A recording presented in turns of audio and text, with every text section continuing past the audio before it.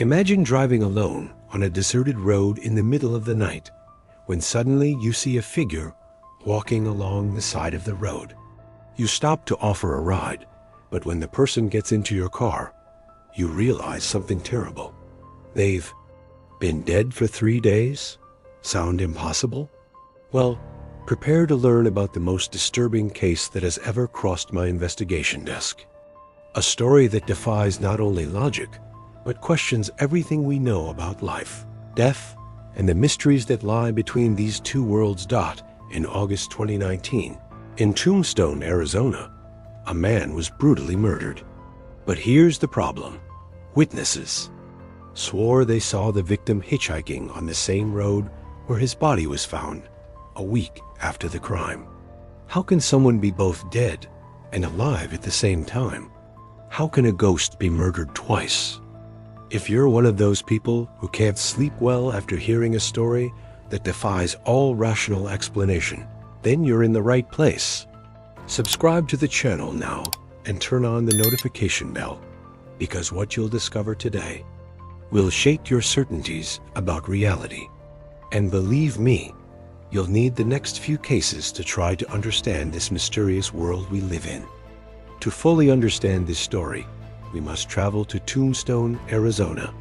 Yes, the same historic town famous for Old West duels and the legends of Wyatt Earp and Doc Holliday. A town where the past never seems to completely die, where tourists visit. Historic cemeteries during the day and guides tell ghost stories at night. But Tombstone isn't just an open-air museum. The town has about 1,300 permanent residents, real people who work, live, and drive the dusty roads that crisscross the Arizona desert. One such road is Highway 82, a state highway that winds between Rocky Mountains and landscapes straight out of a western dot. It's summer 2019. The desert heat easily reaches 40 degrees Celsius during the day, but nights bring relative relief, with temperatures dropping to the low 20s. It's in this setting that our story unfolds, in a region where the line between reality and legend has always been very thin. Highway 82 is especially dangerous at night. Few streetlights, sharp curves between mountains, and a nocturnal wildlife that includes coyotes, javelina, and the occasional mountain lion. Locals know that driving that road after midnight requires full attention. But in August 2019, something more dangerous was lurking there. Something that would challenge everything we thought we knew about life and death. Marcus Thompson was 34 years old and worked as a refrigeration technician in Tucson. Twice a month, he drove to Tombstone to visit his elderly mother, Dorothy Thompson, who absolutely refused to leave the home where she had raised her children. It was a routine Marcus had maintained religiously for the 5 years since his father passed away. On the night of August 15th, 2019, Marcus left Tucson around 10:30 p.m., as he always did. He preferred to drive at night to avoid the scorching desert heat. His blue 2015 Ford pickup truck was well known in the area. He often offered rides to anyone in need, especially local workers who didn't have their own cars. Marcus never made it to his mother's house that night. Dorothy Thompson called the police. The next morning at 7:45 a.m., she knew her son too well not to be concerned. Marcus was punctual, responsible, and always called if anything unexpected happened. Cochise County Sheriff James Mitchell knew the Thompson family personally and immediately organized a search. The truck was found at 11:30 a.m. on the shoulder of Highway 82, just 7.5 miles from Tombstone. The engine was cold. The keys were still in the ignition, and Marcus's wallet was intact on the seat. There were no signs of a struggle inside. The doors were unlocked, but Marcus had completely disappeared. The search for Marcus Thompson lasted 3 intense days.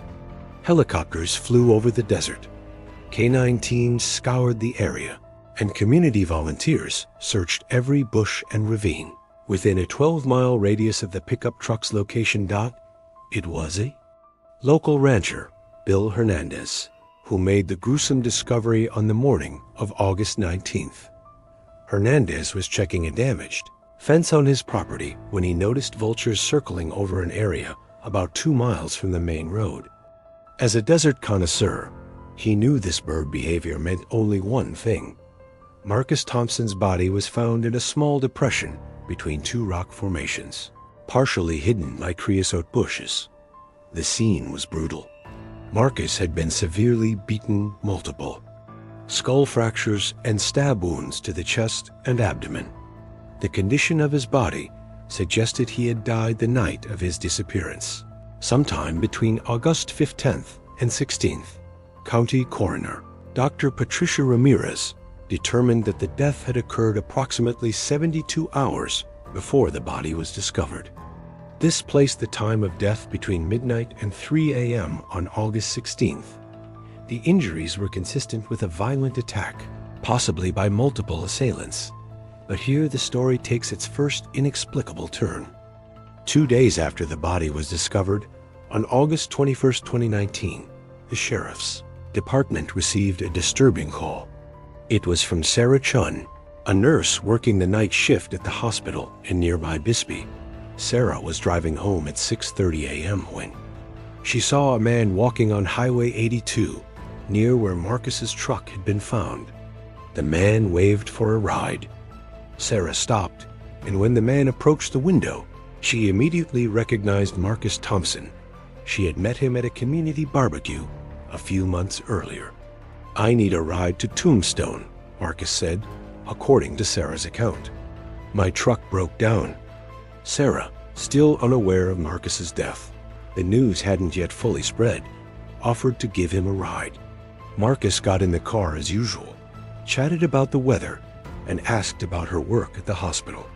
It was a completely normal conversation. But when Sarah pulled up to the entrance to Tombstone town and turned to talk to Marcus ... the passenger seat was empty. Initially, Sarah thought Marcus had gotten out of the car quickly and she hadn't noticed. But the doors were locked, and she heard the door open. Confused and a little scared, Sarah drove straight home and tried to forget the incident. It was only the next day, when news of Marcus's death spread through the community, that Sarah realized the impossible. She had given a dead man a ride. Distraught, Sarah called the police. Sheriff Mitchell initially dismissed the report as a misunderstanding or witness confusion. But then more calls came in. On August 23rd, Roberto Valdez, a 45-year-old construction worker, reported seeing Marcus Thompson walking in the same area of the road at 5:15 a.m. Roberto knew Marcus personally. They frequented the same bar on weekends. When Roberto stopped to offer a ride, Marcus said he was trying to get home, but something wasn't right. Roberto told police that Marcus seemed a little confused, like he didn't quite know where he was. He offered to drive Marcus to his mother's house, but during the 15-minute drive, Marcus remained completely silent, staring out the window with a blank and distant expression. When they arrived at Dorothy Thompson's house, Roberto, too, spoke to Marcus, but the bank was empty. The doors remained locked. On August 25th, it was Jennifer Walsh's turn, a 67-year-old retired teacher. She saw Marcus at 11:30 a.m. in broad daylight, walking against traffic on Highway 82. Jennifer had met Marcus through Dorothy Thompson, her neighbor. "He seemed lost," Jennifer told police. "When I stopped to talk to him, Marcus asked me what day it was and if I knew where his truck was. He said he couldn't remember what had happened." Jennifer offered to help, but when she got out of the car to approach Marcus, he simply disappeared, as if he'd never been there. Sheriff Mitchell found himself in an unprecedented situation. On the one hand, he had a brutal homicide case to solve. On the other, he was receiving consistent and credible reports from respected members of the community, all of whom swore they had seen and interacted with the victim after his confirmed death. Mitchell decided to treat the two aspects separately. First, he focused on the homicide. The forensic investigation revealed some disturbing facts. Marcus had been forced out of his truck. Footprints in the sand showed he had voluntarily walked away from the road, suggesting he knew his attacker. There was no sign that Marcus had initially tried to flee. The wounds were consistent with a prolonged and sadistic attack. Marcus had suffered for at least 20 to 30 minutes before dying. The pattern of the wounds suggested two distinct assailants, one right-handed and one left-handed. Even more disturbing, some injuries had been inflicted post-mortem. Someone had continued to mutilate Marcus's body even after his death. There was no physical evidence left by the killers. No fingerprints, no clothing. Fibers, no DNA other than Marcus's own. It was as if the attackers had meticulously prepared to leave no trace. The investigation soon revealed that Marcus Thompson had no known enemies. He was well liked in the community, had no significant debts, and was not involved in drugs or illegal activities. His personal life was stable. He had been in a serious relationship with Linda Rodriguez for 2 years, and the two planned to marry the following year. But as investigators dug deeper, some disturbing information emerged. In the 2 months before his death, Marcus had mentioned to friends that he felt he was being watched or followed. He could never pinpoint who or what was bothering him, just a persistent feeling that something wasn't right. Linda Rodriguez echoed these concerns.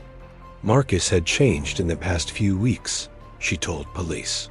He would check the doors of the house multiple times before bed, frequently glance in his rearview mirror when driving, and sometimes wake up in the middle of the night saying he heard something.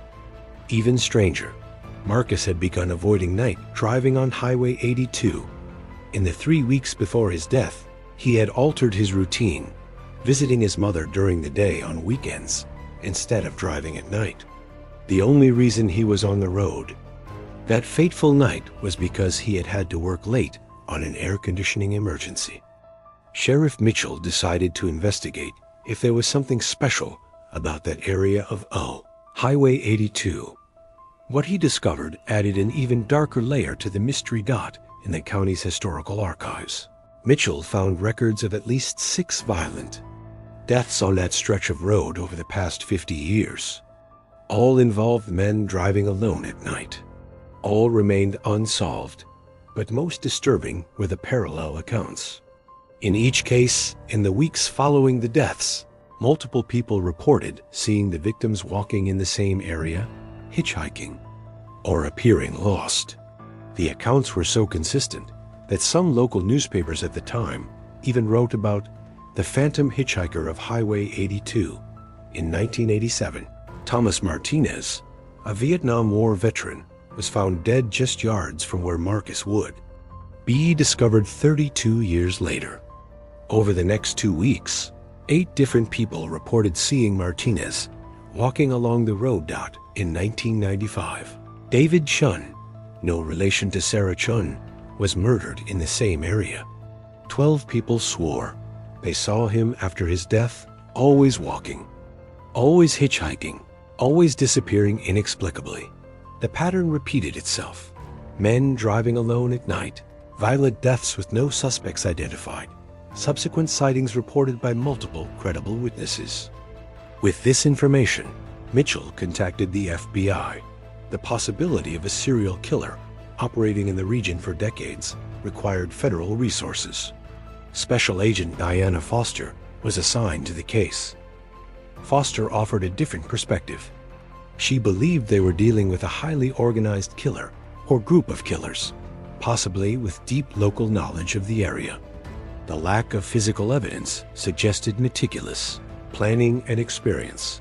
The FBI's theory was that the killer or killers had established that stretch of Highway 82 as their hunting ground. They knew the traffic patterns, knew when and where victims would be most vulnerable, and had elaborate methods for luring victims away from their vehicles. As for the sightings, Foster initially dismissed them as mass hysteria or cases of misidentification fueled by local legends and sensationalists. Media coverage. But then Foster had his own inexplicable experience. On August 28, 2019, Agent Foster was driving alone on Highway 82 at 10:30 a.m., returning from a crime scene visit. It was a clear day with perfect visibility. Foster was an experienced investigator, trained in detailed observation and objective analysis. She saw Marcus Thompson walking on the shoulder of the road. Foster immediately recognized Marcus from the case photos. He was wearing the same clothes he'd been wearing the night of his death: blue jeans and a red flannel shirt. He walked slowly, staring at the asphalt, as if searching for something lost. As a trained federal agent, Foster stopped her car and approached cautiously. She kept her hand close to her gun, considering the possibility that she was facing an imposter or someone trying to sabotage the investigation. "Excuse me," Foster called when he was about 10 feet away. Marcus lifted his head and looked directly at her. Foster later described Marcus's eyes as empty but not dead, as if he were searching for something he couldn't remember. "Are you Marcus Thompson?" Foster asked. Marcus nodded slowly. "I think so," he replied, "but I can't remember how I got here. Have you seen my truck? I need to get home." Foster tried to move closer, but with every step she took, Marcus seemed to grow further away, as if the space between them were expanding independently of her movements. When she tried to run toward him, Marcus simply vanished, like vapor dissolving in the hot desert air. Foster was left alone on the road, questioning her own sanity. Officer Foster's experience completely changed the direction of the investigation. Foster was a skeptic by nature and training, but she couldn't deny what she had seen and experienced. She decided to expand the investigation to include aspects the FB I wouldn't normally consider. Foster contacted Dr. Richard Steinberg, a parapsychologist at the University of Arizona, who had studied similar phenomena. Steinberg had documented cases of after-death apparitions in various parts of the world, particularly in places where violent deaths had repeatedly occurred. Steinberg proposed a radical theory. Certain geographic locations could act as psychic traps, capturing and reproducing impressions of traumatic events. In his theory, the combination of violent death, extreme emotional trauma, and certain geological conditions could create a type of psychic recording that would repeat itself indefinitely. But Steinberg also offered a more sinister explanation. What if the apparitions weren't echoes of the past, but rather Marcus and the other victims trying to communicate something? What if they were trying to identify their killers or reveal details about their deaths? Against all FBI protocol, Foster decided to allow Steinberg to conduct a communication session at the location where Marcus had last been seen.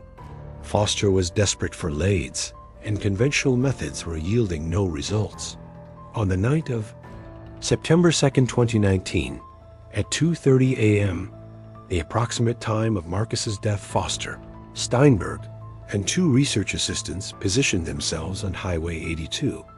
Steinberg brought audio and video recording equipment, infrared thermometers, and electromagnetic field detectors. At 3:15 a.m., the equipment began detecting anomalous fluctuations. The temperature dropped 12 degrees in a matter of seconds. Electromagnetic detectors registered spikes of activity.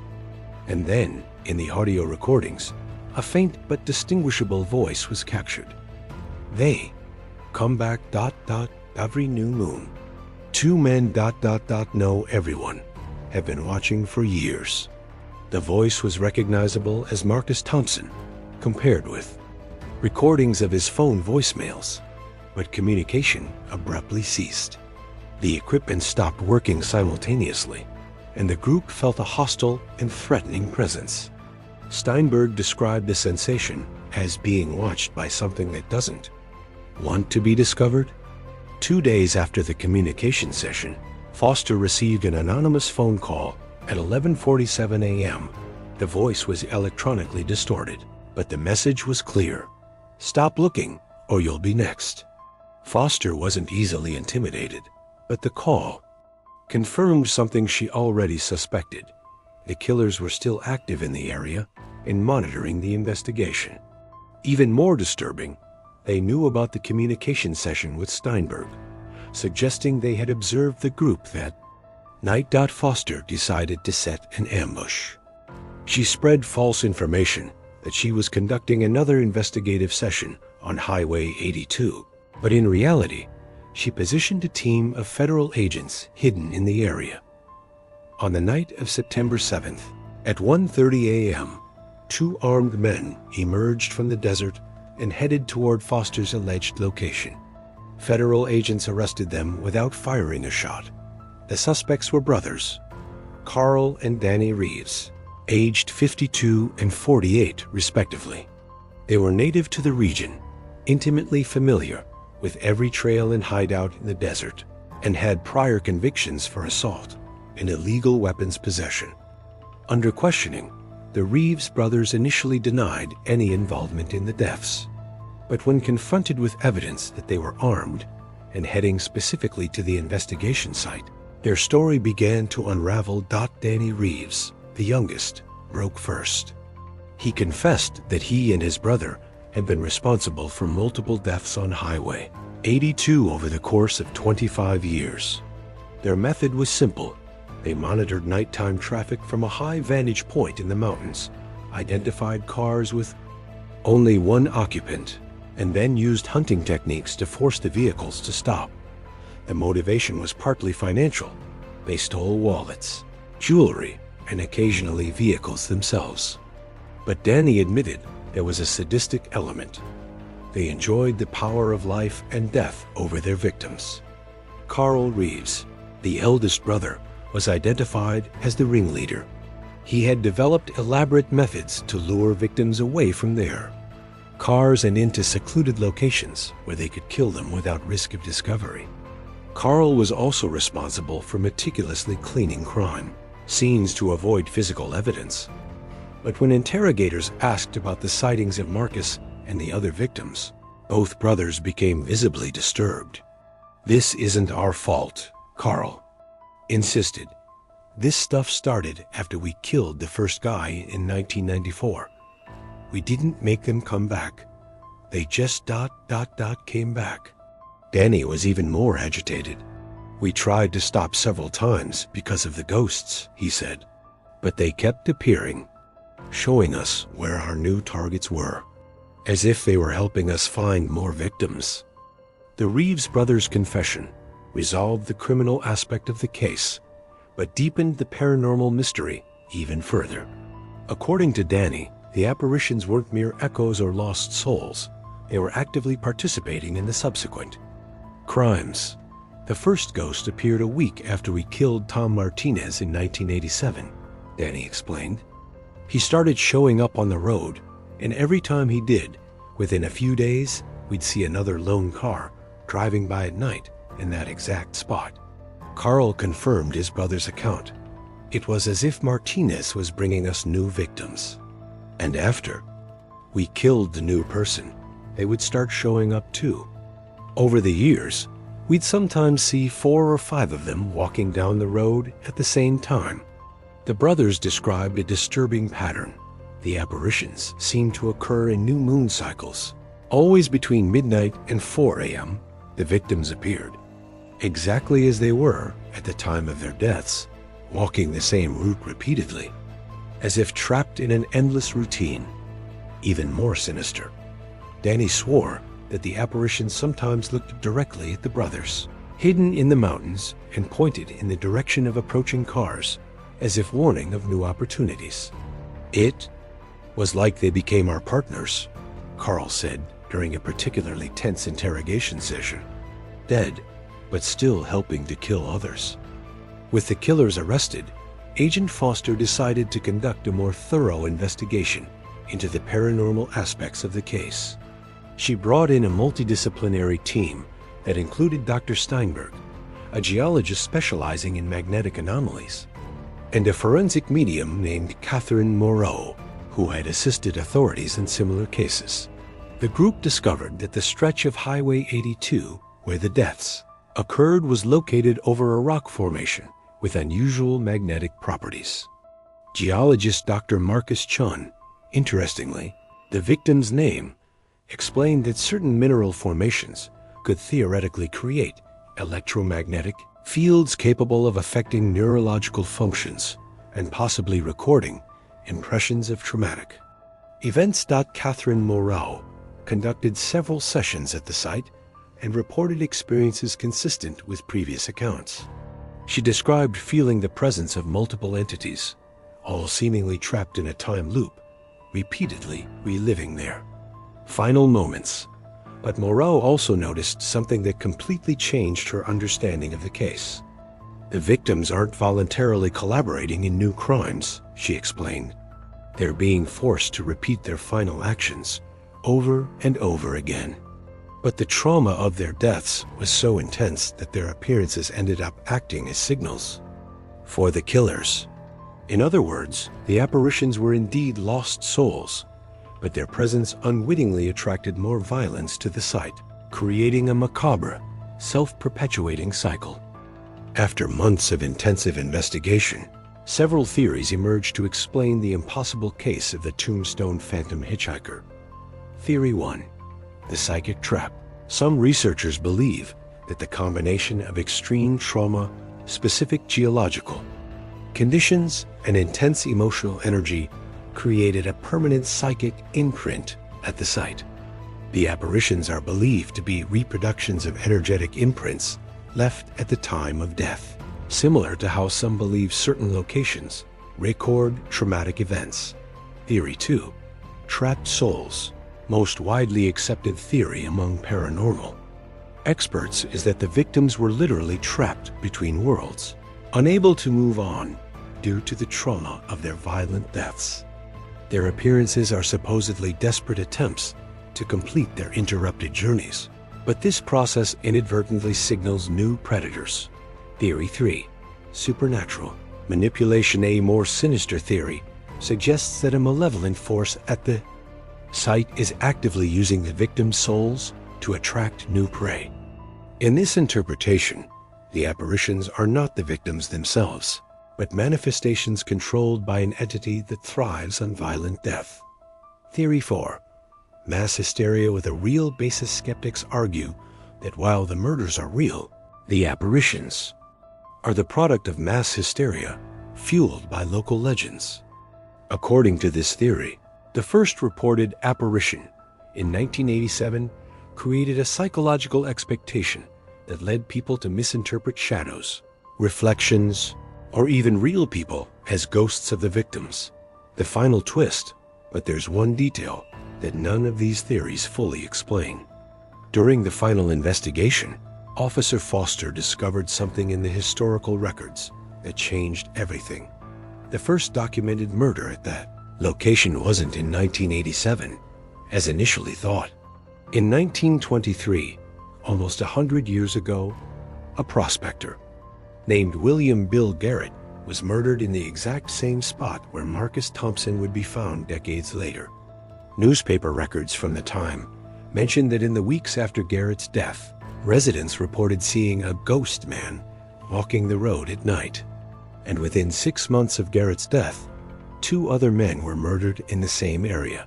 This suggests that the cycle of death and apparitions may have begun nearly a century ago, long before the Reeves brothers began their crimes. If true, then Carl and Danny Reeves may not have been the true originators of the pattern, but rather 2 more victims manipulated by something much older and more sinister. With the Reeves brothers in prison, Agent Foster thought the nightmare was over. But in December 2019, just 3 months after the arrests, she received a call that chilled her blood. It was Dorothy Thompson, Marcus's mother. Agent Foster said, the 78-year-old woman's trembling voice, "My Marcus came home last night." Dorothy explained that she had woken at 3 a.m. to the sound of keys in the front door. When she went downstairs to check, she saw Marcus standing in the kitchen, still wearing the same clothes he'd worn the night he died. He was staring out the window, as if searching for something. "Mom," Marcus had said without turning around, "did you see who took my truck? I need to go home now." Dorothy tried to approach her son, but when she reached the kitchen, he was gone. The front door was locked, just as she had left it before going to sleep. Foster initially dismissed the report as an elderly mother's grief, creating hallucinations. But then more reports came. In January 2020, 3 different people reported seeing Marcus walking on Old Highway 82. In February, there were 5 sightings. In March, 8. The pattern was repeating itself, even with the killers captured. Determined to understand why the apparitions persisted, Foster decided to investigate the region's deeper history. She hired a University of Arizona archaeologist, Dr. James Whitehorse, to conduct historical research and possibly an excavation. In the area, Dr. Whitehorse discovered that the site had a much darker history than anyone had imagined. 18th century Spanish missionary records mentioned that the Apache Indians avoided that particular area, calling it the place where the dead walk. Even more disturbing, records from American settlers from the 1880s documented at least 12 unexplained disappearances of people traveling alone along that stretch. Some bodies were eventually found, showing signs of extreme violence. Others simply vanished forever. Dr. Whitehorse organized a limited archaeological excavation and made a shocking discovery. Just 2 meters below the surface, in several locations across a 500 square meter area, human remains dating from different historical periods were found. Some bones were ancient, possibly hundreds of years old. Others were more recent. All showed signs of violent death, and all were found in a peculiar circular formation, as if they had been deliberately buried in a specific pattern. With these discoveries, Dr. Steinberg developed a new theory. He proposed that the site was not simply a paranormal hotspot, but rather a place that had been deliberately cursed or marked by some ancient ritual. Indigenous cultures around the world have traditions about places that are contaminated by violent death, Steinberg explained. But some sites are intentionally marked to attract and capture death energy. If the Apaches avoided this area, it may be because they knew something had been done here to make it dangerous. Steinberg theorizes that the site functions as a spirit trap. Anyone who dies violently in the area becomes permanently tied to the site, forced to repeat their final actions over and over again. Worse still, their trapped presence serves as a beacon that unconsciously attracts more predators and victims to the area. It's a self-perpetuating cycle, Steinberg said. Each new death strengthens the curse and makes future deaths more likely. The Reeves brothers may have been influenced by this force, driven to kill repeatedly without fully understanding why. Based on Steinberg's theory, Foster made a controversial decision. She contacted a local Apache shaman, Robert Crow Feather, whose ancestors had lived in the region for generations. Crow Feather confirmed that his tribes had oral knowledge about the area. "Our grandparents told us never to camp there, never to hunt there, never to leave our dead there," he explained. They said the place had been poisoned by something very ancient, something that turned death into more death. Crow Feather agreed to conduct a spiritual cleansing ceremony, but warned that it might not be effective. "If what you discovered is true," he said, "then this spiritual poison may have become too strong to be easily removed." The ceremony was held on a new moon night in April 2020. Crow Feather was accompanied by 2 other shamans and Catherine Moreau. Foster watched from a respectful distance. During the ceremony, Moreau reported feeling multiple presences becoming more agitated. "They don't want to leave," she said. "It's as if they're trapped not just by the trauma, but by something that's actively holding them here."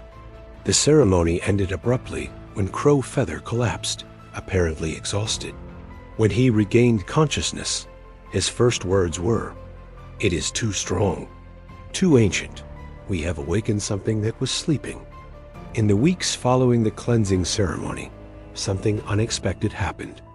Instead of diminishing, the sightings intensified dramatically. Multiple people reported sightings not just of Marcus, but of several different figures walking the road simultaneously. Worse still, the sightings began to spread beyond Highway 82. Reports came from all over the Tombstone area, of people seeing ghostly figures on their properties, on town streets, even inside their homes. Dr. Whitehorse theorizes that the ceremony, though well-intentioned, may have upset a delicate balance that had existed for centuries. If there was some kind of spiritual containment in place, he explained, our interference may have weakened those barriers. Foster found herself in an unprecedented situation. As a federal agent, she couldn't officially handle paranormal phenomena. But as someone who had witnessed the events firsthand, she couldn't simply ignore what was happening. In June 2020, Foster noticed that the sightings were beginning to follow a new pattern. Instead of wandering randomly, the ghostly figures seemed to be gathering in specific locations around Tombstone. Investigation revealed that these sites had something in common. They were all cemeteries or burial sites throughout the city's history. It was as if the apparitions were trying to return to their final resting places. But there was a problem. Many of the Reeves brothers' victims had never been properly buried. Their bodies were found and removed for autopsies. But due to the nature of the investigation and the lack of family members to claim some bodies, several remained in the county morgue for months or years. Foster developed a theory. Perhaps the apparitions continued because the victims hadn't received proper burials. With the approval of local authorities and the Thompson family, she organized a mass burial ceremony for all the Reeves brothers' identified victims. The burial ceremony was held in July 2020 at Tombstone's Boot Hill Cemetery, the historic burial ground for many famous figures from the Old West. 17 victims were buried together in a special section of the cemetery, with a large memorial marker listing all their names. The night after the burial, something extraordinary happened. Catherine Moreau, who had remained in town to monitor for paranormal activity, reported that at 3:33 a.m., she saw a procession of luminous figures walking from various parts of Tombstone toward the cemetery. There were dozens of them. Moreau sighed, not just recent victims, but apparitions that seemed to date from different historical periods, all walking slowly but purposefully toward the cemetery. When the figures arrived at the site of the new memorial, something even more striking happened. One by one, they stood before the headstone, remained motionless for a few moments, and then simply dissolved into a soft light. Marcus Thompson was the last to appear. Moreau described how he looked directly at her, nodded once as if in thanks, and then peacefully disappeared. After the burial ceremony, the sightings on Highway 82 ceased completely. Occasional sightings still occur elsewhere in Tombstone, but they are rare and appear to be of a different nature, more peaceful, less disturbing. However, the archaeological research continued, and Dr. Whitehorse made another disturbing discovery. In the center of the circular pattern, where the ancient bones were found, was a small stone chamber containing artifacts that did not correspond to any known culture in the region. The artifacts included symbols engraved in stone that did not correspond to Apache, Spanish, or Anglo-American writing systems. Carbon analysis suggests they date back at least 800 years, long before any known European occupation. We may be dealing with something much older than any historical record, Whitehorse said. Some kind of ritual or practice that predates all known cultures in this region. Today, the former Highway 82 has been renamed Marcus Thompson Memorial Highway. The stretch where the killings occurred has been converted into a memorial park with full lighting and regular police patrols. There have been no further murders in the area since the Reeves brothers' arrest, but profound questions remain unanswered. The Reeves brothers insist they were influenced by voices that guided them on when and where to find victims. They describe these voices as coming from the apparitions of previous victims themselves.